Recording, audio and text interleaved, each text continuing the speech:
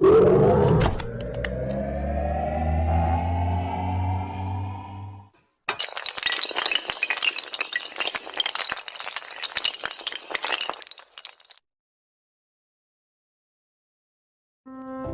ہونا یہ نہیں ہوتا کہ آپ کے پاس کوئی نہیں ہے۔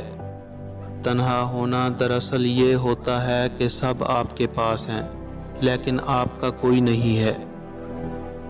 اگر کوئی شخص آپ کو عزت دیتا ہے تو اس کا مطلب یہ نہیں کہ آپ بہت عظیم انسان ہیں، بلکہ یہ کہ وہ شخص خود ایک اعلیٰ ظرف انسان ہے۔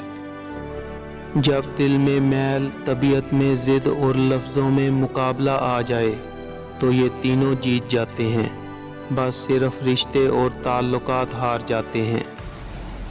خود کو سب سے بہتر سمجھ لینا یہ ایک ایسی بیماری ہے جو انسان کو کسی قابل نہیں چھوڑتی۔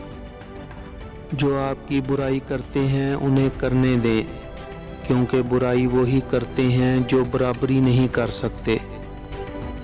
ایسے منافق لوگوں سے 1000 درجہ بہتر ہے کہ بندہ اکیلا رہ لے، جو اوپر سے تو بہت پیار جتاتے ہیں اور اندر ہی اندر جڑیں کاٹ رہے ہوتے ہیں۔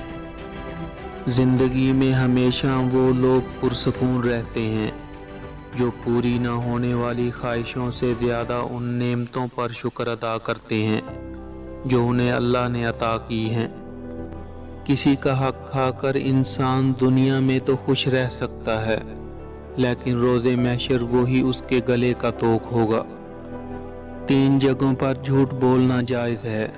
نمبر 1، آدمی اپنی بیوی سے بات کرے تاکہ وہ اسے راضی کر لے۔ نمبر 2، جنگ میں جھوٹ بولنا۔ نمبر 3، لوگوں کے درمیان صلح کرنے کے لیے۔